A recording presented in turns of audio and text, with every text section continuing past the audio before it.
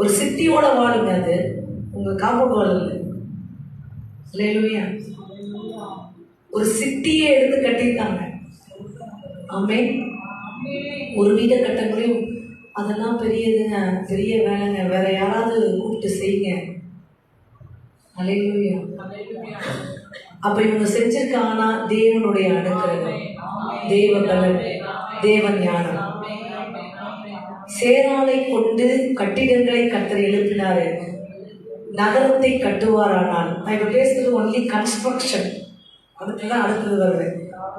ஆமா, இந்த கட்டினால் என்பது ஆண்டு எதுக்கே திருப்பி சொல்றேன்னா, ஆவிக்குரிய அளவுல கட்டப்பட்டதை மட்டும் நீங்க எடுத்துக்காதீங்க. பிசிக்கலாகவும் ஆண்கள் செய்த பணியை பெண்கள் செய்யும்படி தேவன் பலன் கொடுத்து ஞானம் கொடுத்து கட்டி இருக்கிறாரு. ஒரு பெண்ணை கொண்டு ஆண்டவர் கட்டி எழுப்பி இருக்கிறாரு சொல்லி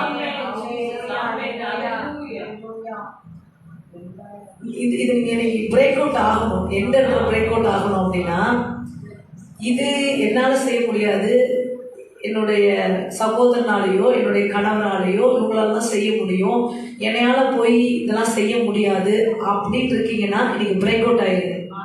நீங்க ஒரு சேராளா எழும்புங்க, நகரத்தை கட்டுகிறவங்களா எழும்புங்க. அல்லேலூயா. சல்லூமின் குமார்த்திகளாக எழுப்பி கட்டுங்க. கர்த்தருக்காக பட்டணங்களை கட்டுங்க, கர்த்தருக்காக நகரங்களை கட்டுங்க, கர்த்தருக்காக அலகுகளை கட்டுங்க.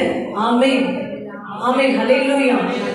உங்களால முடியும்ன்றதுக்காக இன்னைக்கு ஆண்டவர் விமன்ஸ் ஆர் பில்டர்ஸ் சொல்றாரு. உங்களால முடியும். ஆமென்.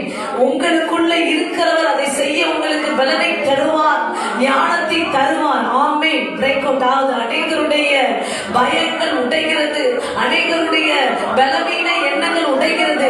இதையே நம்மளால செய்ய முடியலையே, அவ்வளவு பெரிய விஷயத்தை நம்மளால செய்ய முடியுமா நீங்க நினைக்கிறீங்க. ஆனா கர்த்தர் பலத்தினாலும் ஞானத்தாலும் நீங்கள் வீட்டையும் பட்டணங்களையும் நகரத்தையும் தேவ ஆலயங்களையும் எடுத்து கட்டுவீர்கள். ஆமென், ஹல்லேலூயா, ஹல்லேலூயா. கர்த்தருக்கு ஸ்தோத்திரம். ஆமென். அவங்க இப்படியாக தேவன் அவர்களை பயன்படுத்தினார். இதான் முதல் விஷயம். அவர்கள் பெண்கள்